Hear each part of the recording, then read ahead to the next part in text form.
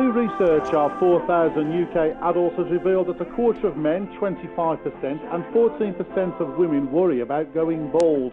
It's common for both men and women to start losing their hair during their late 20s or early 30s. 40% of men have noticeable hair loss by the age of 35. According to Men's Health Forum, that is, and 60% of hair loss sufferers would rather have more hair than money or even friends. That's interesting. And to discuss this on the line with me right now, we have Dr. Edward Maitland Ball. He's from the Maitland Clinic and he's a specialist in hair restoration. How are you, Dr. Edward? Good morning, I'm very well, thank you. Always lovely. So what's the research telling us about people in our area, Birmingham, West Midlands way, feeling about going bald? Well, interestingly, we specifically looked at Birmingham and the research that was put on by the Maitland Clinic found that 35% of men in the Birmingham area are worried about losing their hair. And interestingly, that's well above the national average of 25% and was in fact the highest figure in our survey. And we also found that 25% of men in the Birmingham area think that it's acceptable to have a transplant. And again, that's ahead of the national average of 19%. Absolutely. I mean, Wayne Rooney, for example, a famous celebrity who had a hair transplant, of course Elton John as well, have they made this a bit more in vogue?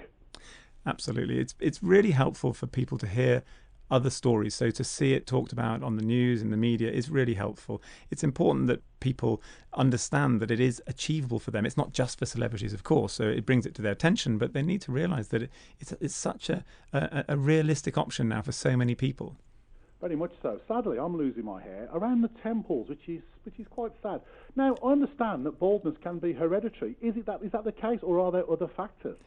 Well, hereditary baldness is the most common thing we see. So male pattern balding or female pattern balding, it will tend to run in a family. But there are other causes, and that's important because one needs to get to the bottom of the cause before one plans a treatment. So patients can sometimes come having lost hair because of a crash diet or a recent illness, or maybe because they're iron deficient or they have an underlying medical problem. Even hairstyles, the way you wear your hair can cause hair loss. So we need to get to the grips with that before we then tailor the treatment to that patient. Yeah, very much so. I understand that in men as well, virile men with high testosterone, that can be a reason for hair loss, can't it? Well, we know that the cause of male pattern balding is a derivative of testosterone. So we often target treatment. There is a tablet which is brilliant at stabilising hair loss by preventing the conversion of this derivative of testosterone.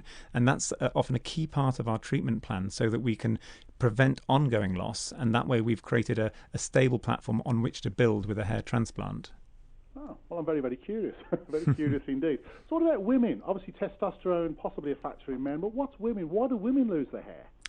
Well, again, they have the female version of male pattern balding, so female pattern balding, which is a common cause. Often we see it come on after the menopause. There's this different pattern to men. So men will often, as you just described for yourself, will lose hair in the temples and maybe at the crown, and then it sort of progresses and maybe meets in the middle. With women, they tend to keep their hairline and lose hair in a diffuse pattern behind in the mid-scalp area.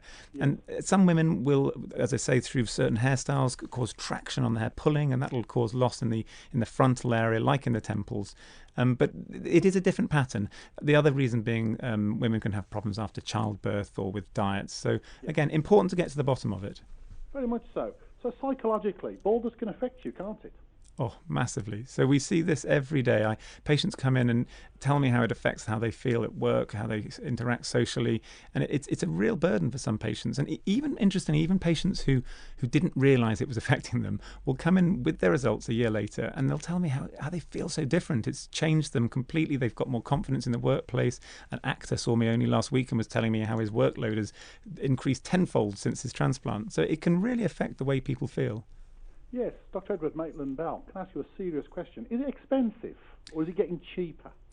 Well, there's always going to be places that offer cheap and expensive. The important thing is about doing research and going to somewhere where the patient is the focus and where the doctor can produce good evidence of past work, maybe introduce you to past patients. But it is expensive. A transplant tends to cost from £4,000 upwards. But without doubt, patients tell me that I have patients who say it's the best investment they ever made, or they wish they'd done it sooner. So it is definitely worthwhile for patients. Very much so. I think if you're talking about psychological issues and it makes you feel a lot better about yourself, what's £4,000? Not a lot, is it really? Well, if you think about what we spend in grooming and beauty products and clothes and hairstyling, it doesn't seem a lot.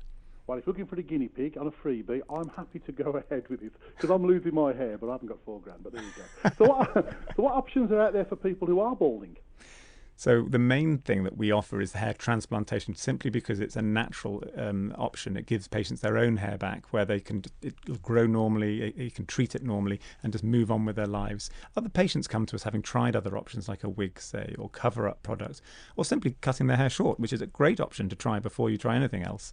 But hair transplantation, where we take the hair from the back of the head and break it into the individual follicles to then place to create really undetectably natural hairlines, is the mainstay of the treatment.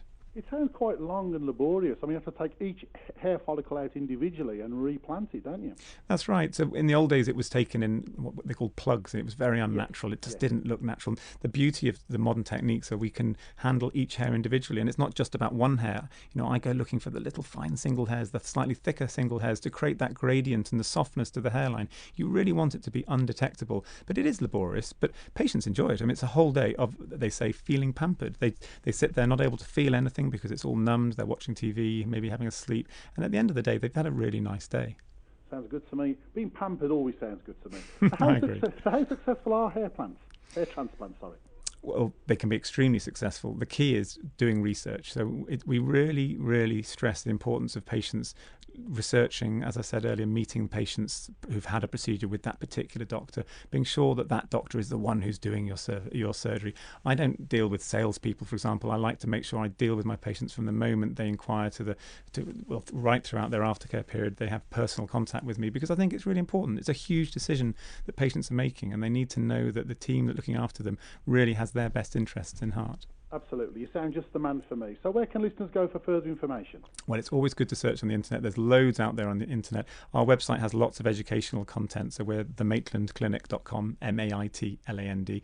And that's a good place to start, just to get a feel for the background behind hair restoration before you take a step forward. Absolutely marvellous. Dr. Edward Maitland Ball from the Maitland Clinic. Thank you very much indeed for joining us on Big City Radio. It's a pleasure. Thanks very much. Thank you.